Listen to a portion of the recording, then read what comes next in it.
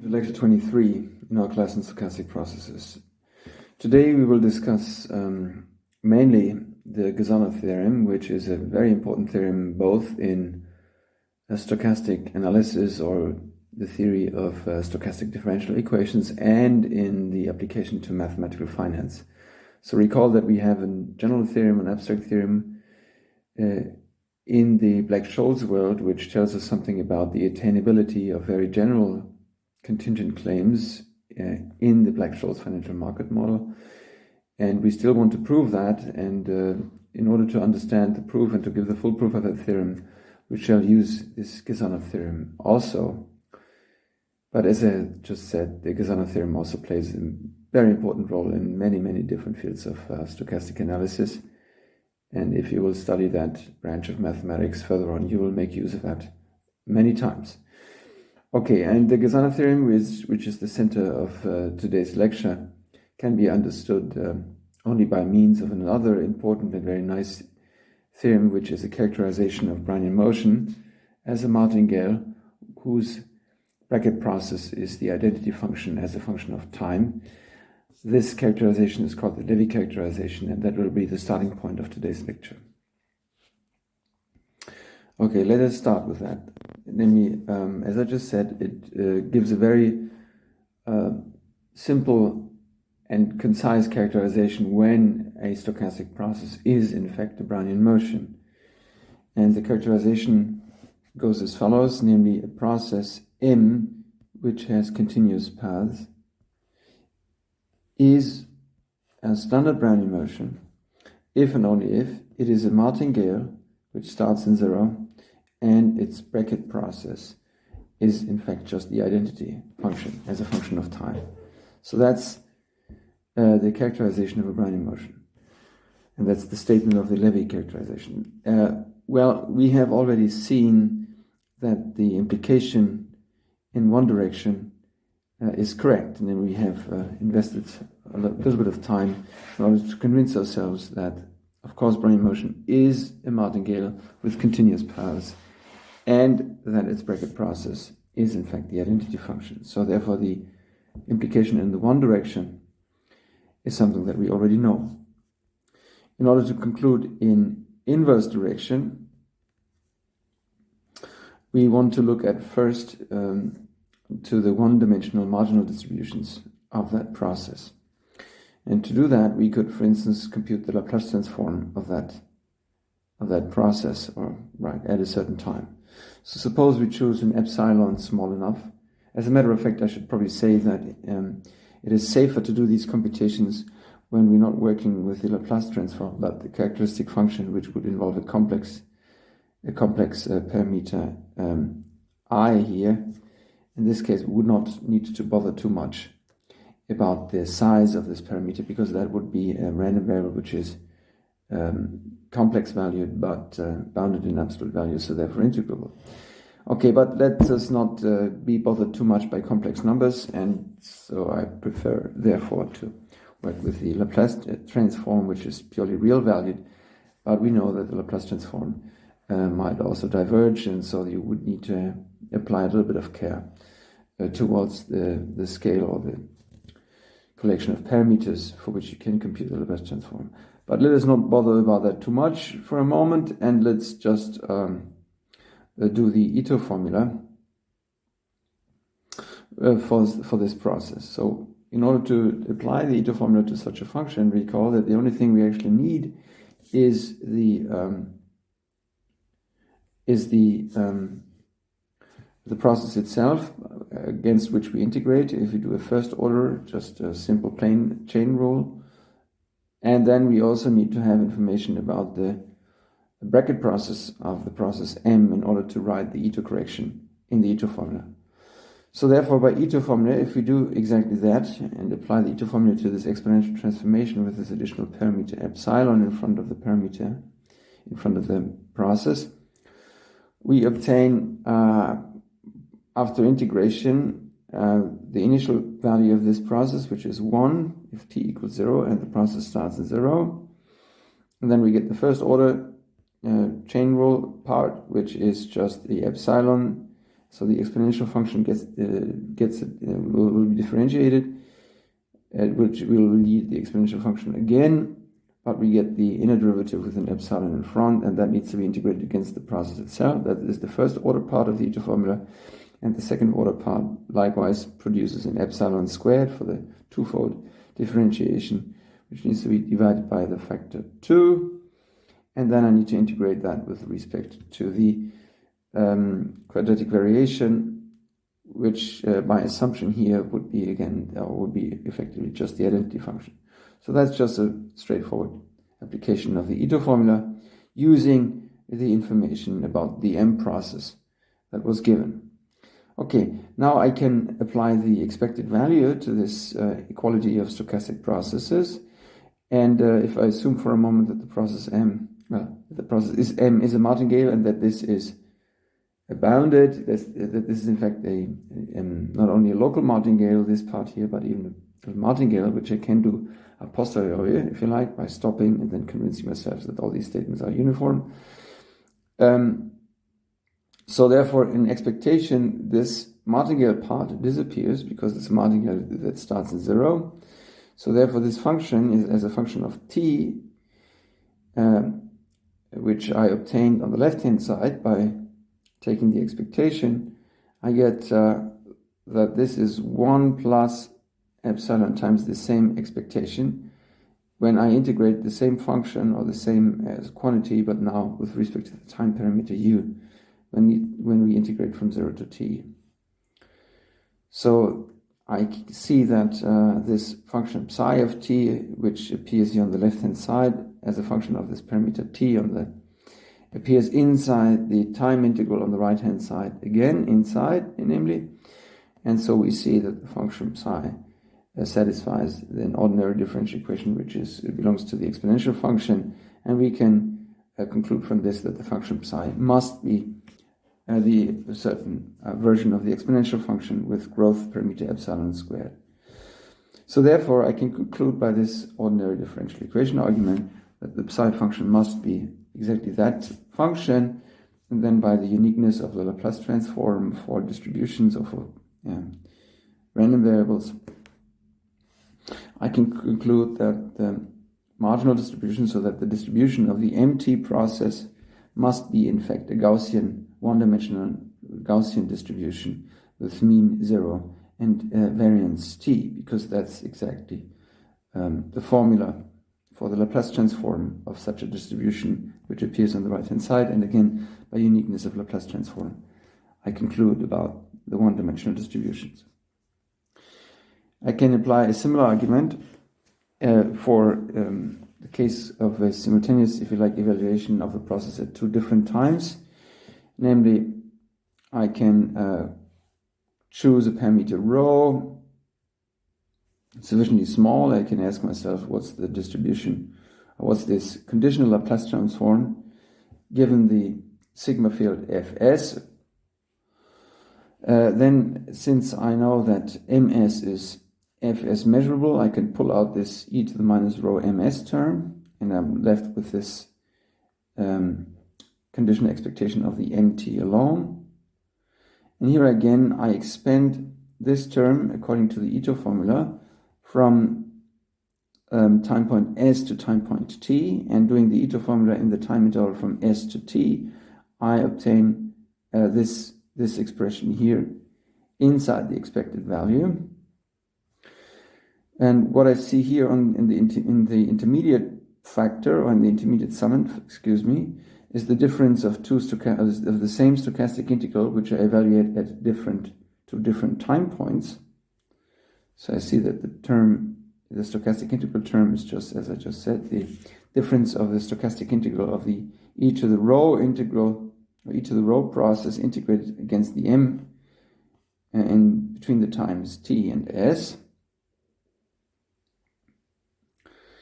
And that then allows me to conclude that this term in the middle effectively disappears, because it's the difference of two martingales, or this is the difference of the martingale at two different time points, which are conditioned to the sigma field Fs, so therefore it vanishes.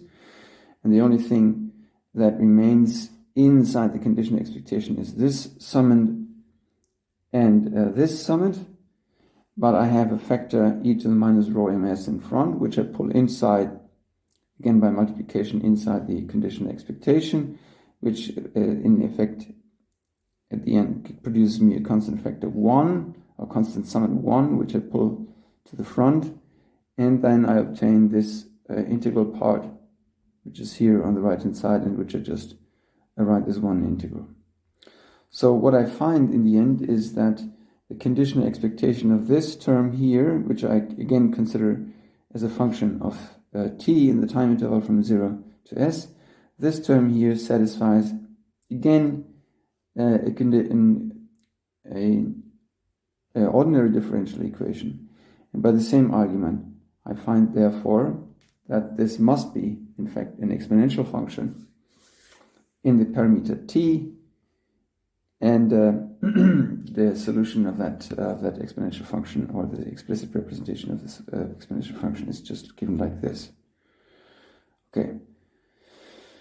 So that gives me basically, does not only basically, but gives me the information that the distribution of this increment conditional on the sigma field Fs is again a Gaussian distribution with mean 0 and variance t minus s.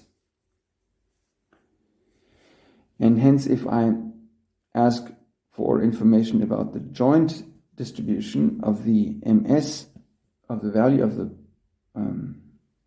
process at time s, and the value of the increment of the process from time t to time s, then I can first compute this conditional expectation of the second factor conditioned on the sigma field Fs. I can insert the formula which I have just obtained, namely this conditional expectation has the explicit representation as an e to the rho squared over 2 times t minus s, and I see that this does no longer depend on the value of ms or of anything, so it's a deterministic factor which I can pull out of this expectation, and I'm left with only one expectation, which involves the process at time s, and that's a computation that I also had done just at the first step, so I can insert these two. So I can insert the second expression for the second expectation, which in total tells me, or which in total produces an explicit formula for the joint Laplace transform of these two random variables, where epsilon and rho are to be understood as free variables, or as just parameters of this Laplace transform.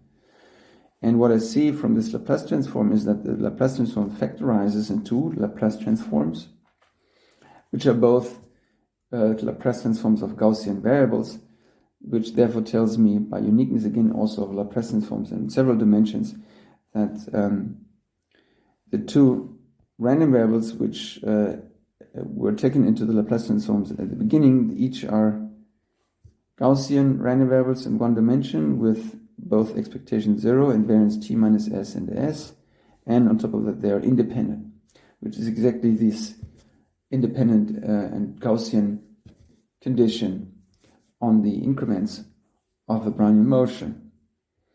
And in a similar fashion, I can now conclude for more than just 2 time points on which I want to evaluate this sequence of increments in a very similar fashion, and I find that all these increments are independent and follow Gaussian distributions with the proper variance, which tells me that the finite dimensional distributions are in fact the ones that I want to see, and which concludes the argument.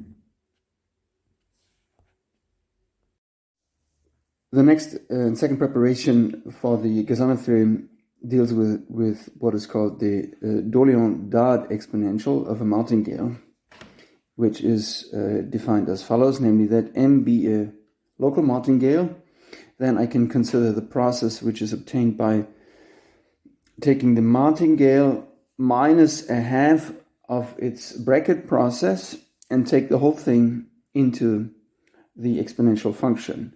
So that's a certain transformation of this martingale together with its bracket process, which is called the Durian-Dada exponential. And this martingale, or this local martingale, as we shall say, plays a central role in the definition or in the formulation of the Gusano theorem. And here is the proposition that characterizes this Durian dot exponential as a local martingale, and which even shows that under certain conditions it is even an honest martingale. It goes like follows. So E for a martingale, the Durian dot exponential, is in fact a local martingale. And moreover, if we have a certain integrability condition on the bracket process, namely if the bracket process multiplied by the factor p over 2 and taken into the exponential function, if that quantity is integrable, then the Durian dot martingale or Durian dot exponential is in fact a honest martingale, and that's the case if this factor which appears in front of this bracket process in the integrability condition, if that factor is bigger than 1, strictly bigger than 1. Okay, there is a better result, or a more classical statement, which is more difficult to prove, which is the boundary case, if you like, if p is equal to 1/2, even then the statement is correct. In this case, the integrability is formulated just with a 1/2 factor in front of this martingale. That is then called the Novikov condition. This is what you find in most times in the literature. But I shall present here this slightly weaker result, because the proof is much simpler than the full Novikov condition. So let me say it again. If we have an integrability condition which involves the bracket process at a certain terminal time t and an integrability condition, then this local martingale, the Durian dot exponential, is in fact a martingale. Okay, so let us prove this statement. This proposition has two statements. One is about the local martingale property of this Durian dot exponential, and the second is about integrability. Okay, so I apply the Ito formula to this Durian dot exponential. If I look into the formula, I can identify this Durian dot exponential as the exponential function, as an exterior function acting on the difference of these two processes. So I have two processes involved, and I apply the Ito formula to this two-dimensional situation, if you like. So therefore I get first and second order correction in each of the possible directions. So I have one direction which is the first order part of the Ito formula in the direction of the m process, and the derivative of this exponential function, if I apply that, I get the exponential function back. So therefore in front I get the Durian dot exponential again. And also I have the first order part for the second component, which is also again the exponential function, but with acting now, if you like, on the second summand. The derivative is again the exponential function, and the increment is minus 1/2 times the bracket process, which was the second process in this Durian dot exponential. And then I have all possible second order corrections in the Ito correction, but there is only one part which contributes, namely the second order derivative of this exponential function with respect to the m component, and then integrated against the bracket process of the m. All other possible second order corrections in the Ito formula do not contribute because the corresponding brackets on the right hand side will disappear. This Ito correction comes with a factor 1/2, and I see that I have a compensation between the first order correction coming from direct application to the second factor, to the second summand, and the second order part which comes from the Ito correction, such in the end I have just a stochastic integral of this Durian dot exponential process against the martingale itself, which is a local martingale, because this process m alone was supposed to be a martingale, so a local martingale. So the stochastic integral with respect to a martingale, a local martingale, leads to a local martingale. So therefore this Durian dot is in fact a local martingale. And we keep in mind this, if you like, the differential property that the Durian dot exponential it has the derivative, which is this exponential itself times the integrated against the martingale itself. Okay, that was the first statement. The second statement is about the integrability, or the question whether this local martingale is an honest martingale. And so according to assumption, let me pick a p star bigger than 1 such that I have this expectation finite. And let us assume for a second that I'm dealing with a case that this martingale is uniformly bounded for all times.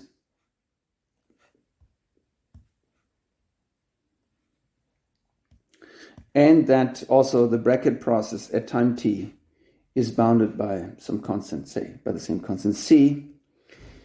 And pick some alpha positive, then I would like to give an estimate on the 1 plus alpha moment of this Durian dot exponential at terminal time t. And I will do that by applying some Hilde argument. So I want to estimate this expectation of that Durian dot exponential to a moment which is slightly bigger than 1. Now first I write down what that actually means. This exponent, or raising the Durian dot exponential to the power 1 plus alpha. This of course means that I have this factor 1 plus alpha inside the exponential function, if I write that down. And then for the application of the Hilde inequality, for some reason that you will understand in a second, I insert a 0 by adding and subtracting this term, which is p times 1 plus alpha squared over 2, and this is subtracted and added inside the exponential function, which does not change anything. But now I interpret this exponential of this different pieces as a product of this exponential times this exponential. And I apply now the Hilde inequality, where the first guy is raised to the power p, which produces another p factor in front of this m. And this guy here gets also another p factor, so that in the end I get a p square in front of that. This random variable now will be integrated, and the corresponding integral is then evaluated at the order at the power 1 over p. And I get the corresponding qth power of the second factor, which is written here. There is one bracket missing. So I get the corresponding q power, which I need to integrate, and this is then evaluated. This integral is evaluated at the power 1 over q. Okay.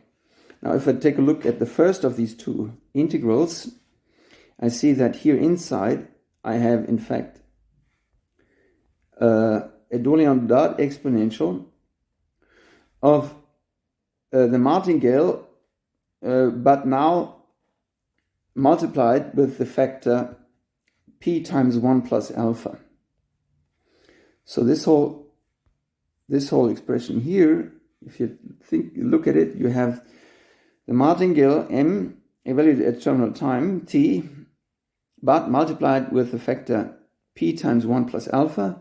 What is the bracket process for that at time t? Well, it's because of the bilinearity of the bracket. It's p squared times 1 plus alpha squared. And if I divide that by a half and subtract and put it in the exponential, I just have the full Durian dot exponential for that new martingale at terminal time t. So therefore the first of these two factors is again of this familiar structure. And the second term, I just rewrite this little piece of algebra regarding q and p and so forth by pulling out the 1 plus alpha to the front as one factor, and then I obtain q times p minus 1 over 2 and alpha times qp over 2. This is just a little bit of algebra here.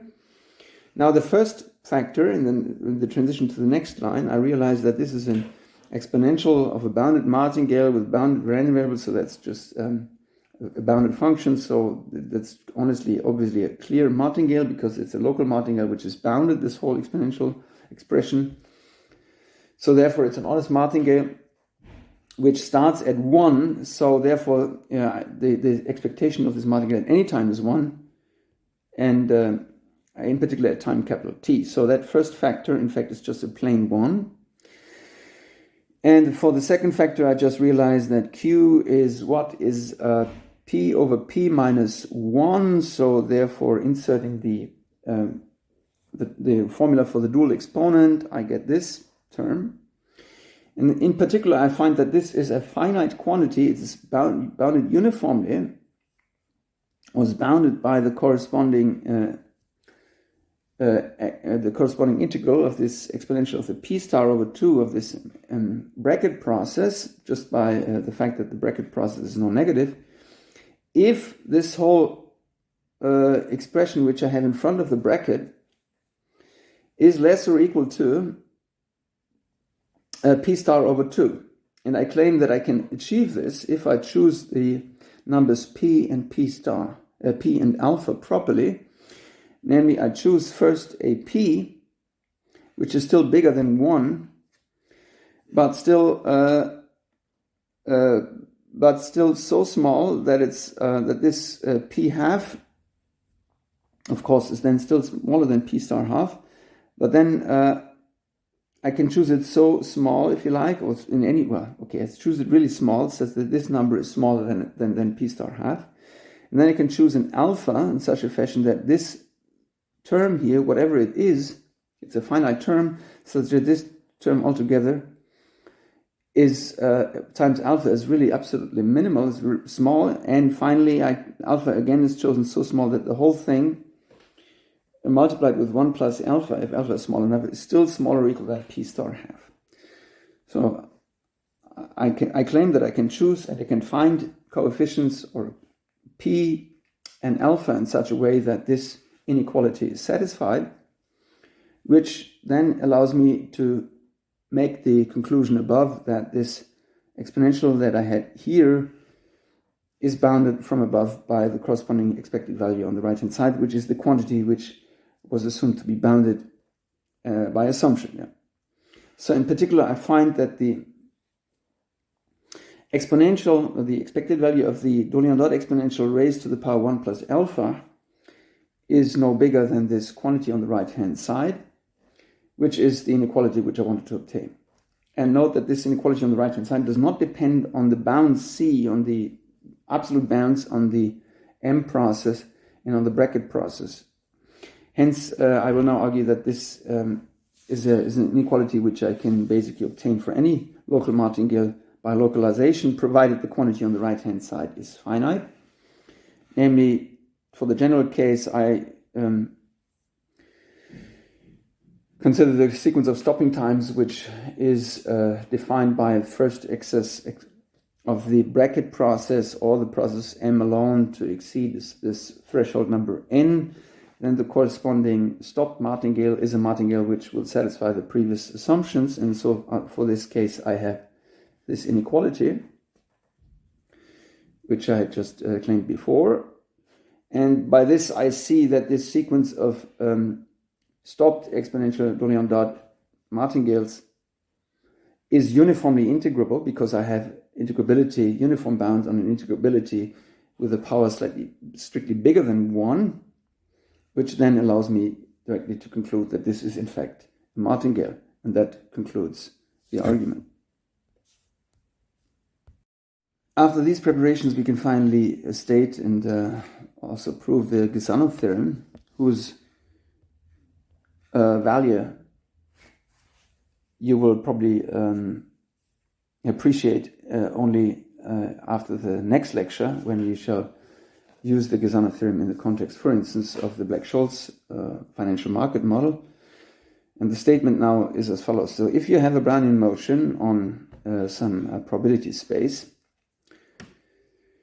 and you consider, for instance, the filtration which is generated by the Brownian motion, and let M be a local martingale, such that the corresponding Durian dot exponential is not only a local martingale, but the true martingale, then I can consider the new process, B tilde, which is obtained by subtracting from the trajectories, or from the process B, from the previous Brownian motion, the bracket of Brownian motion with that martingale, whatever that might be. And then the statement is that this is a new Brownian motion on the probability space, which is obtained by replacing the previous probability measure P, which was the basic probability measure for the Brownian motion, by a new probability measure Q, which is obtained by modifying Q through the Durian-Dada exponential Zt, and use that as a radon-Nikodym density for the definition of the new measure Q with respect to P. So in other words, if you have a set F, a set E from the sigma field, which is associated to here in this case, we have a certain terminal time T. So if you take an event from the sigma field Ft, then the new probability for that event is defined to be the expectation of that, the expectation of the Durian-Dada exponential at that terminal time, multiplied with the indicator function of that event. So in other words, you could also write this as you like in a more classical notation. Q of E is the integral over E times Zt of omega P d omega. So in other words, you introduce a new probability measure Q,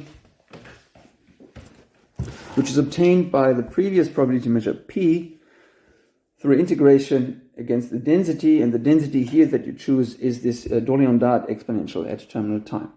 Okay, so that converts, or that modifies, of course, the measure. You have a new probability measure, and the claim is that with respect to this new probability measure, if you now evaluate, or if you generate, if you like, now trajectories according to this new probability measure. So in other words, you could say, so you take a previously defined Brownian trajectory, and you, instead of looking at the Brownian trajectory, you look at the trajectory which is obtained by this perturbation, which you can understand as a pathwise perturbation of that trajectory. And now if you sample trajectories not according to the previous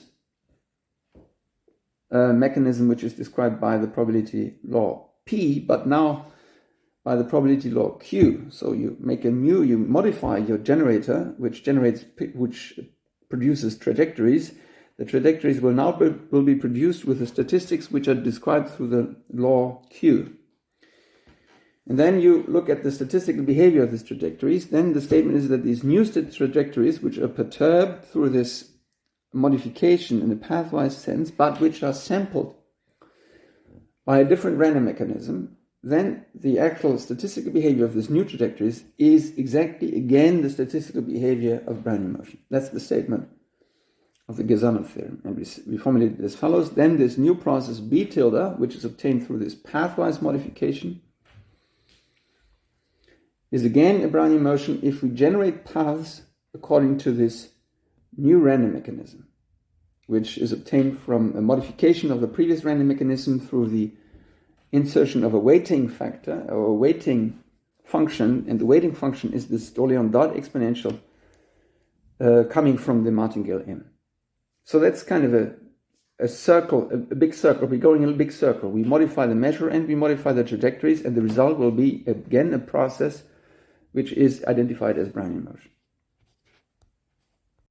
Okay, we will prove this now with little effort. There's one more lemma which we have to convince ourselves of, and which then ultimately, if we put things together, will lead to this result. Namely,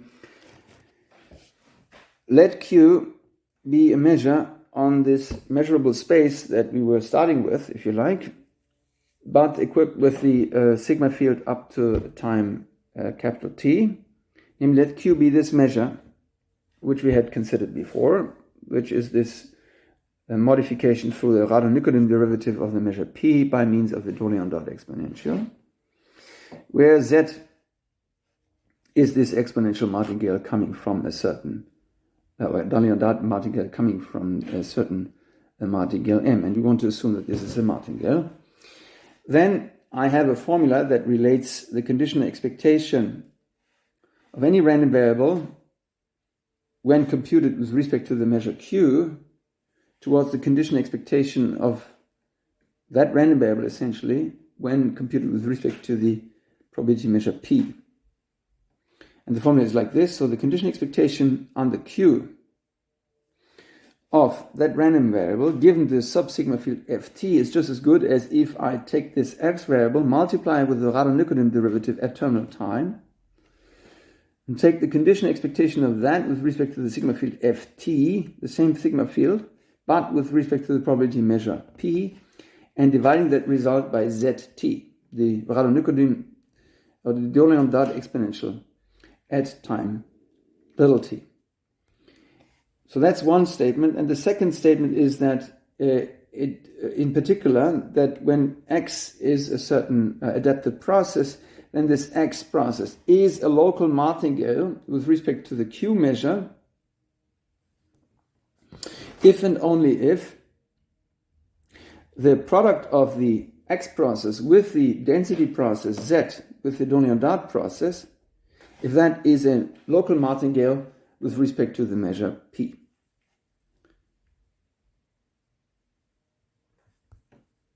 Let's prove this, namely, first of all, okay, we have two statements again. So we have one regarding the representation of the conditional expectation using the new measure. And the second is about how martingales with respect to one measure look in terms of martingales with respect to the other measure. Okay, first let's talk about the conditional expectation. So we start by recognizing that this object here on the right hand side, if x is any measurable function, then the conditional probability of x times something with given the sigma field Ft multiplied by 1 over Zt, when Z is a measurable function with respect to the sigma field Ft by adaptedness, that this is an Ft measurable function. And also, for all events in the sigma field Ft, we have the following, namely that if we want to integrate the x random variable with respect to Q over the event E, then simply by the fact that the measure Q is obtained from P by a Radon-Nikodym derivative Zt, that is just this integral. But now, since this is some measurable function which is integrated over an event which belongs to the sigma field Ft, I can equally replace, before the full integration, that random variable by the condition expectation of that random variable with respect to the integrating measure given the sigma field Ft. And then I just multiply by 1 by multiplying and dividing by this Zt function, this Durian-Dada exponential at time little t. And I claim, if I call this function here an h, which is now this measurable function, I claim that the first the product of the first two factors, I call this h. I claim that this is the same as the integral, and here is a little mistake again, I'm sorry. I claim that this is the integral with respect to the measure Q of this function h multiplied with the indicator of the set E, integrated against the measure Q. And why is this the case? Well, this function which I'm dealing with here, or this product of these two functions, by construction is measurable with respect to the sigma field Ft. And now for all G, for all sets which belong, or functions which is basically the same, for all sets which are in the sigma field Ft, I just recall that the Q measure of that set is obtained by integrating the indicator function of that set G against this measure P, modified by means of the Radon-Nikodym derivative Zt. And again, since this is G measurable, Ft measurable here, I can replace this random variable by the corresponding condition expectation of that random variable given the sigma field to which the set G belongs. But Z, this Dada exponential, is a martingale, so therefore this conditional expectation is ZT. And hence I see that whenever I integrate a function which is, or a random variable which is integrable, as correction, which is measurable with respect to a sub-sigma field, Ft, then the integration against the Q measure of such a random variable is just as good as if I multiply that to be integrated random variable with the Dada exponential at sign t, little t, and integrate the whole thing with respect to the measure p. Okay, so therefore I have convinced myself, after all, that the integral over the random variable x over a subset over an event which belongs to the sigma field f little t with respect to the measure q is just as good as if I integrate this function capital H with respect to the measure q over the same set E, where H is exactly the function which is defined here and which is exactly the expression for the conditional expectation. So I convinced myself, in fact, that this formula holds true, which was the first formula, that the conditional expectation of such a random variable given under the measure q is given by this formula. That was claim number 1. Now for claim number 2, suppose that the product process of x and z is a p martingale. Then I want to convince myself that this x process is a q martingale.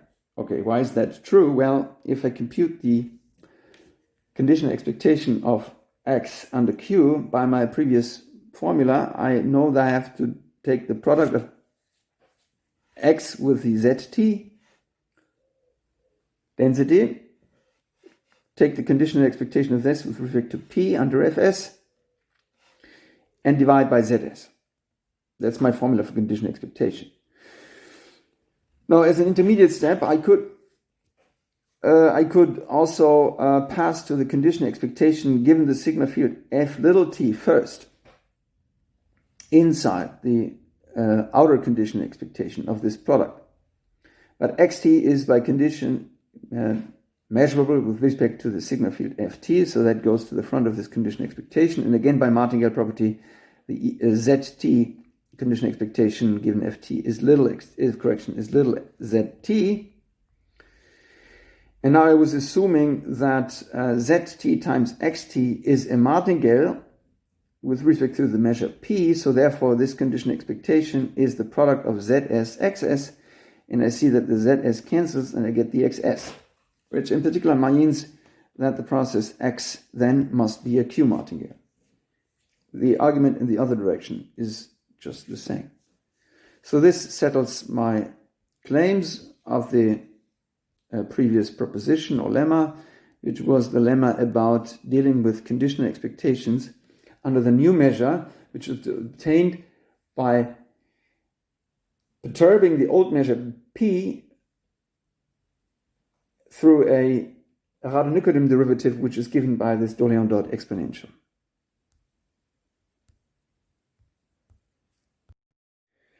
We now can prove the Gusano theorem, and you will see that it's easy now.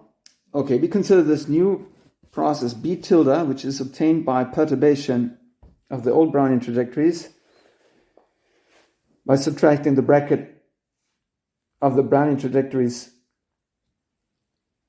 with the martingale M, which is the martingale which we use for the Durian dot exponential. Okay, so since we perturb, so the difference between the B trajectories and the B tilde trajectories is just a process of bounded variation. So in particular, since process of bounded variation does not contribute to bracket, the bracket of the tilde process and the B process is the same. The bracket is not changed, and therefore the B tilde process has the same bracket. It's the identity function as a function of t. Moreover, since here in this context we're dealing with continuous processes alone, and the bracket of continuous processes is continuous, it is a process with continuous trajectories. Moreover, it starts in zero. The bracket of any two processes by definition is something that starts in zero, and the B process alone also was starting in zero, so B tilde is also starting in zero. So therefore I'm halfway to identify B tilde as a Brownian motion, and what I need to finally verify is that this B tilde process is a martingale under the proper measure, under the measure Q. For that purpose, I convince myself that B tilde times Z, the density, the Dada density, is a martingale under the P measure, because then by application of the previous argument, which was relating martingales under Q to martingales under P, exactly by means of multiplication or with the Dada density, I can conclude that under the new measure, the B tilde process must be a martingale.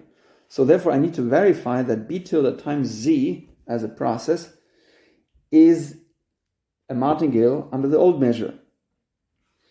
Okay, so by Ito's formula, or by the product rule, I just know that the Ito differential of this product is the corresponding two stochastic integrals, which I would see if I had just a plain Leibniz rule, and then there is the bracket process of the two, which comes as the Ito correction.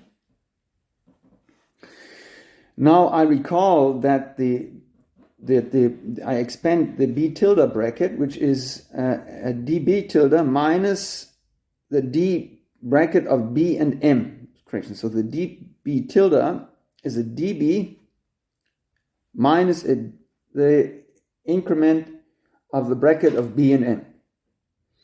That's just an expansion which I do. Then also regarding the last bracket from the previous line, I realize again by the same argument that the bracket between that the difference between B tilde and B is of bounded first variation, if you like. So in the second variation of the co-bracket, it does not make a difference whether I write a B tilde or a B, whatever the other Z process is probably meant to be. Okay, and then finally I recall that the bracket of the process Z can be represented as a stochastic integral of the Dada exponential integrated against the M process. If I feed this into the bracket and use the associativity, or here in this case effectively the core definition of the stochastic integral, I can replace this bracket of Z and B with the process which is obtained by integrating Z against the bracket of M and B, by just using the fact that dZ is Z dM and inserting this into the bracket. And then I look for possible cancellations, and in fact I see that this term here cancels with this term, and what I'm left with is the B tilde integrated against the dZ. The Z is a martingale, and I have the Z integral against the dB, where B is of course under P, a martingale, it's a Brownian motion. So I'm left with two stochastic integrals against local martingales, which are local martingales. So hence I have convinced myself that the product B tilde times Z is a continuous local correction. B tilde Z is a local martingale under the measure Q, under the new correction. B tilde Z is a local martingale under the P measure, so therefore the B tilde alone is a martingale under the new measure Q. And in summary, I have convinced myself that B tilde is a continuous local martingale when I sample the paths with respect to the probability measure Q, and the bracket process is the identity function as a function of time, which by the Levy characterization tells me that B tilde is in fact a Brownian motion when I sample trajectories according to the probability measure Q. This is the conclusion of the Gusano theorem, and in the next lecture we will apply this Gusano theorem to the case of the Black-Scholes stochastic Black-Scholes financial market, and we'll make powerful conclusions from that. And since we have a little bit of time left for today's session, I will include also the final result that we need in order to have all ingredients necessary in order to prove our main theorem on the attainability of general claims in the Black-Scholes market model. And this result will be the so-called Martingale representation theorem, which we want to formulate here in the context of the Brownian motion path functional. So here in this context, the statement could be as follows, namely, let phi be a path functional, which we want to apply to the trajectories of Brownian motion up to moment capital T. And by measurability, we want to understand that this functional phi is measurable with respect to the sigma field, which is generated by the finite dimensional evaluation of Brownian motion at distinct time points. So let me phi such a path functional and assume furthermore that this functional is square integrable in the sense that it has finite second order moment when we take expectation with respect to the Wiener measure, so the trajectories of Brownian motion. Then, that's now the statement, there's an almost surely unique predictable process X, which belongs to this class of square integrable processes with respect to Brownian motion, such that this path functional can be represented, in fact, as the expectation of that functional as a constant function plus the stochastic integral of that predictable process when integrated against the Brownian motion up to moment t. So every path functional, in fact, can be represented as a constant part, which is just the expectation, plus a stochastic integral, which in a way shows that the collection of all terminal values of stochastic integrals basically exhaust up to L2 equivalence, if you want, all possible path functionals. You might understand that this is already pretty close to what we want in terms of attainability of an arbitrary derivative of financial market, because this XS process will be basically our investment strategy that we need to pursue with regards to the risky asset. But we will explain that connection in the next session. Okay, we want to prove now finally this Martingale representation theorem, and we start by a simple case when the path functional is just a finite evaluation, or just a one-point evaluation of the trajectory by means of a certain bounded function f at a certain time t, which is assumed to be no bigger than capital T. So that is in a way, the easiest case of a path functional, which just evaluates the Brownian trajectory at a certain fixed moment of time alone. And let us now consider the solution to a certain parabolic PDE, namely just the heat equation in one dimension in this case, which shall be an auxiliary function h, which is a function in two parameters, time and space, which is assumed to satisfy the heat equation. Namely, we want that the time derivative, or with respect to the u parameter, which is called u here, of that function equals 1/2 the second order derivative of the function in spatial direction at any point of the interior of the time interval from 0 to t, and we want that the initial condition of that function h is equal to the function f, which is here in this evaluation in the path functional.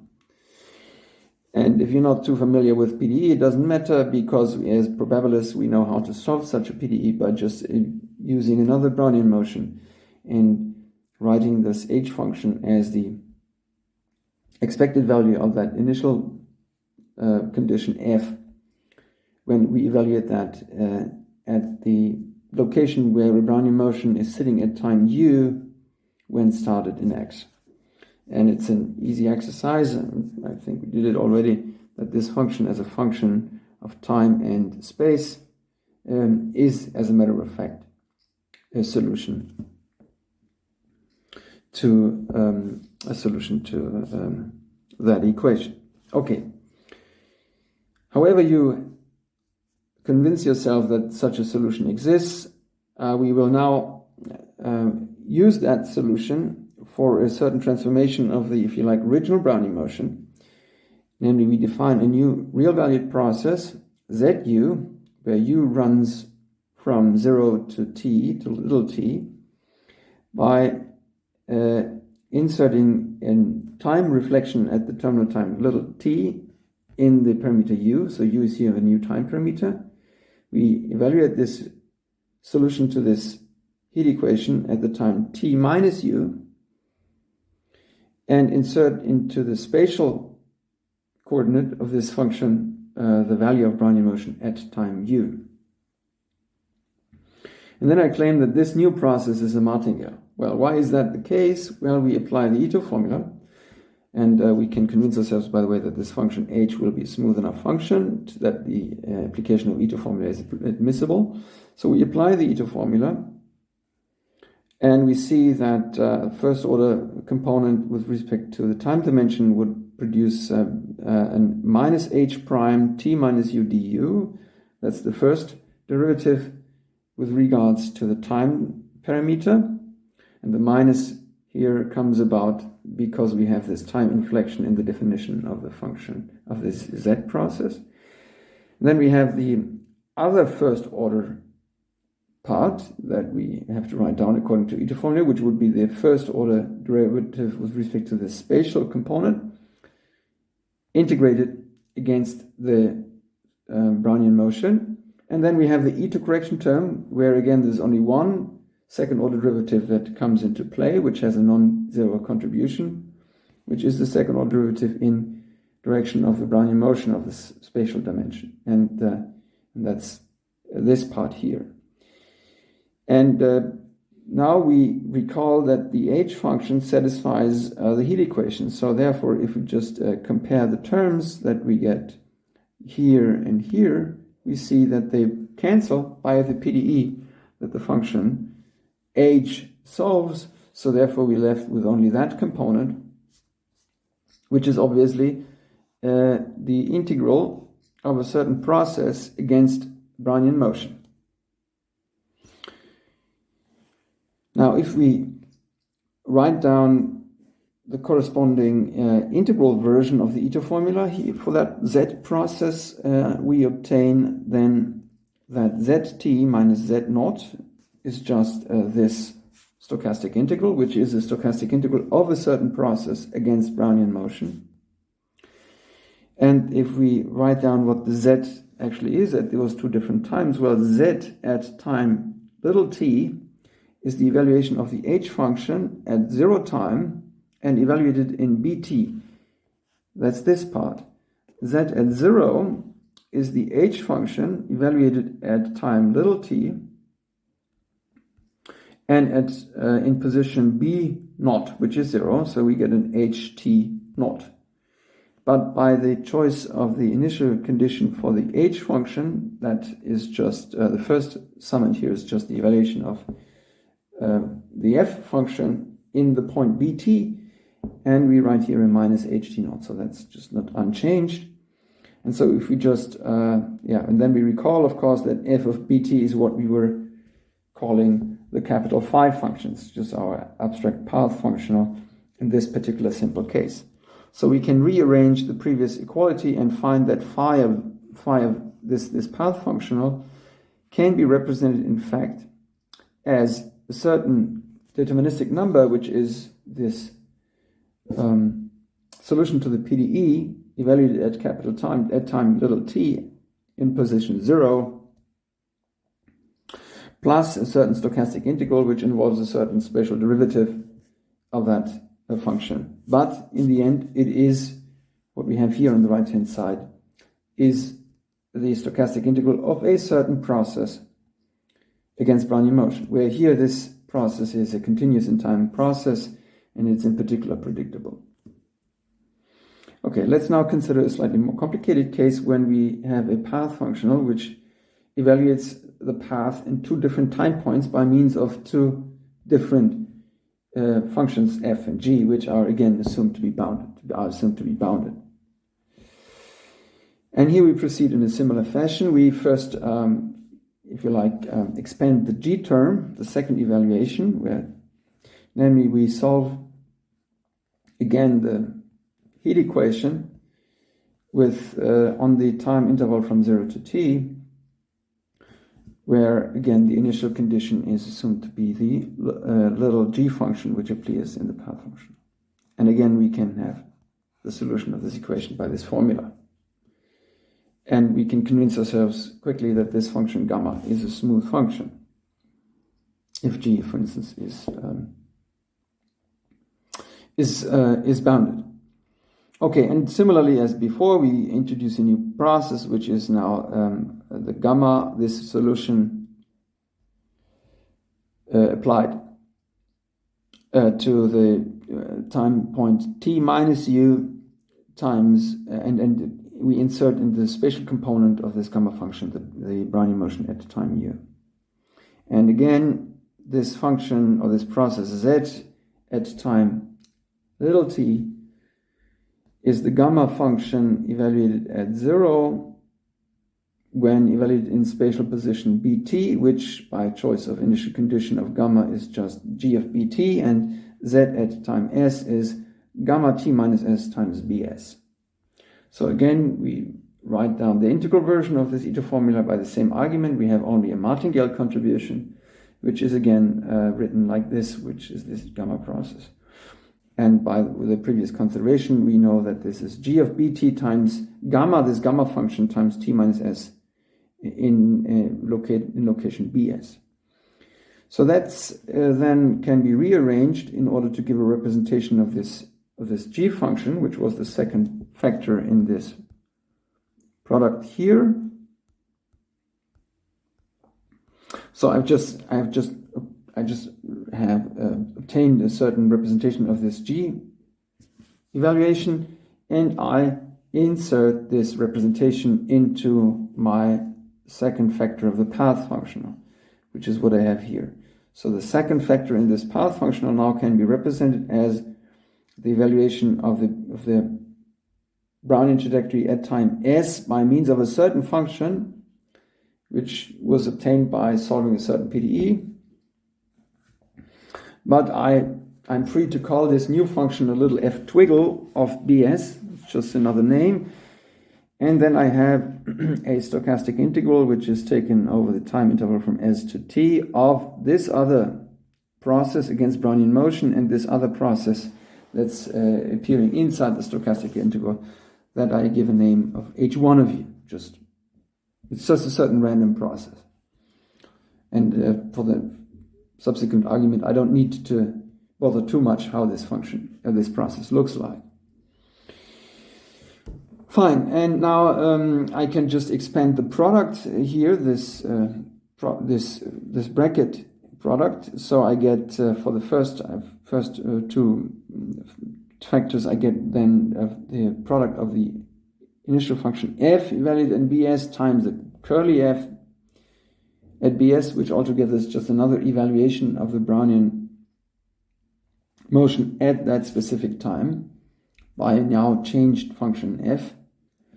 And then I have this evaluation of the f function of the Brownian trajectory at time s by means of this old f function, which then is multiplied by this stochastic integral.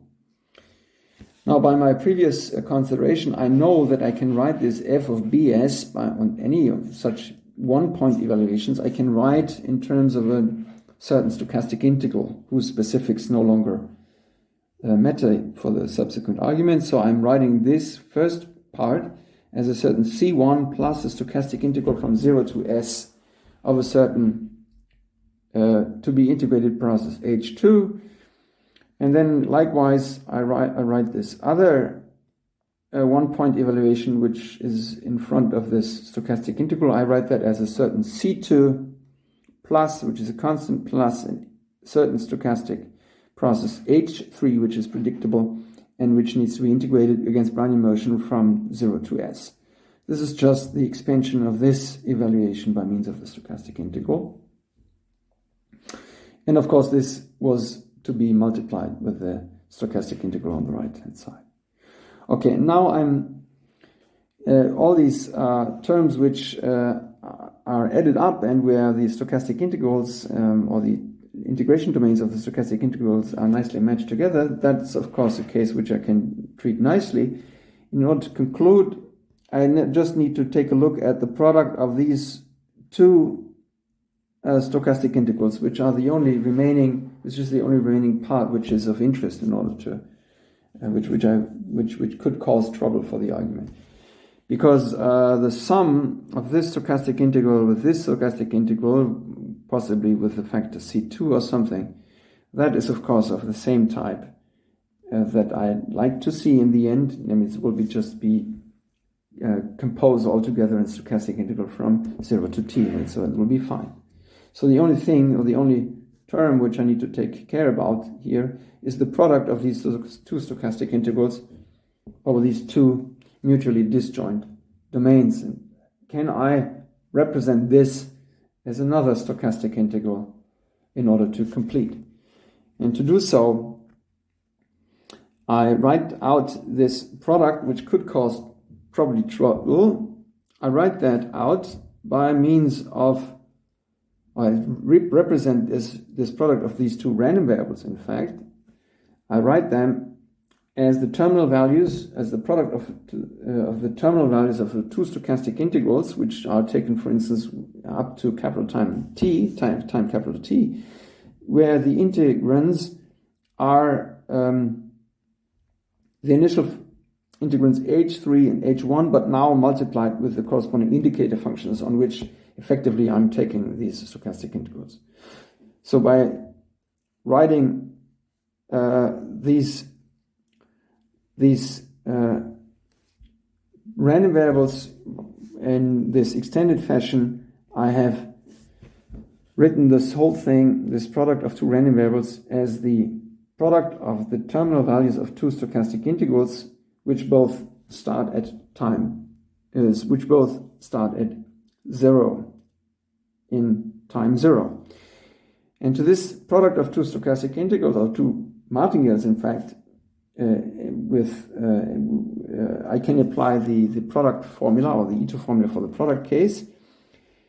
This is this evaluation of the product of two processes is just as good as if I take the first process, integrate with respect to the second. I do the second process, integrate with respect to the first, and I add the E2 correction, the bracket. Now, by associativity of the stochastic integration, integrating the first process against the stochastic integral, which is taken with respect to Brownian motion, this is just as good as taking the product of the first integrand multiplied with the process, which is the integrand of the second stochastic integral, and integrate with respect to Brownian motion right away. The same argument is of course true for the other stochastic integral, which is the stochastic integral of this process against that one, which by associativity of stochastic integration is just as good as taking this process, which had to be integrated, multiplying it with pointwise with the integrand of the second stochastic integral, and integrating that with respect to the integrator of the second stochastic integral. That's just, these two terms were the terms which I see if I had just the Leibniz rule, which I don't have because I need to include also the E2 correction term. And the E2 correction term is the bracket of the two processes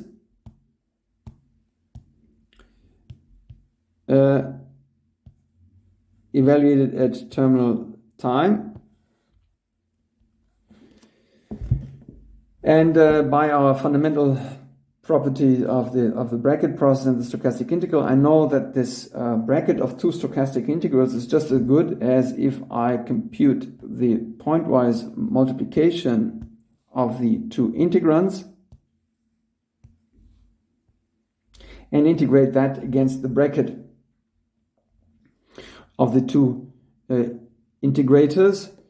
And so therefore this bracket process at terminal time will be the result of the Lebesgue-Stieltjes integration of the product of the two curly H functions integrated against the bracket of Brownian motion, which in this case, of course, is just the T function. But, now comes the important point, the support of these two curly functions, H3 and H1, are mutually disjoint, and therefore there's nothing to be integrated, and therefore the e to correction term in this particular case isn't there. There is nothing.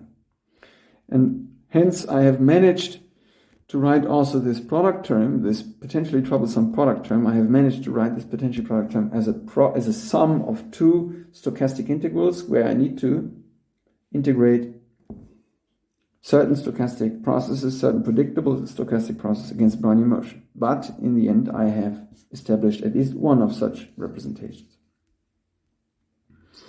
Okay, in a similar fashion, of course, now I can proceed in the case when I have a path functional which is of more complicated form, which is just a sequence of evaluations at certain finitely many time points by certain functions fi. Then I can just go inductively by the same argument. Hence the claim is established for such relatively simple path functionals. Now for a general path functional, which is in the L2 space, just by measurability we know that we can approximate such a path functional by these path functions of this simple type.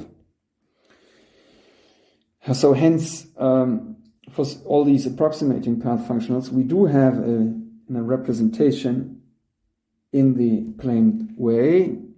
That's what we have just proved. And then if we ask ourselves what's the difference, if we want to represent the difference of these two path functionals in L2 sense, then I can just write down the two representations and take that into the bracket inside the square operation before I do the expected value. That's what I did here. Of course, I can, by linearity of stochastic integral, I can take the difference of the two predictable process in front of the joint integration against Brownian motion. And then I multiply out the square. Then I see that this is just a constant which I need to square, which goes into the front of this expected value. Then there will be a mixed term, but the mixed term is the expectation of a product with a Martingale that starts in 0 and in a constant term, so that's a 0, and it remains only the expected value of the other term, which is the expected value of this stochastic integral at terminal time t in the second moment. But by Ito isometry, the second part can also be written as the difference of the xn and xm process in this L2 space relative to Brownian motion with respect to the bracket process of Brownian motion. Now, the left-hand side converges because these phi n's are an L2 Cauchy sequence. The first summit on the right-hand side also converges because the convergence of the phi n's in L2 also implies the convergence of the corresponding expected values. So therefore, this number here, the sequence of numbers of expectations, needs to be a Cauchy sequence as well. So we see that this sequence of predictable processes must be Cauchy. So hence there is an L2 limit in this L2 space relative to Brownian motion, and then I can pass ultimately to the limit in this representation again by just completeness of these spaces, and I obtain exactly the claimed representation. And the limit process xn will be the almost sure limit of a properly chosen subsequence of predictable processes, so therefore it will be a predictable process if I allow for modification on zero measure sets, which is something that I shall always be allowing. So therefore it's a predictable set, and the claimed representation is obtained. And by the same argument here as this Ito isometry, I will also see that this process X is unique with respect, in the sense at least of the L2, or almost to indistinguishability of processes. Okay, this really concludes our preparation of today. These were a couple of really substantial theorems, which will be working knowledge whenever you want to work in stochastic analysis or probability theory in the future. And we will then, in the next session, combine all these statements in order to give this comprehensive statement about contingent claims or derivatives in the Black-Scholes financial market model.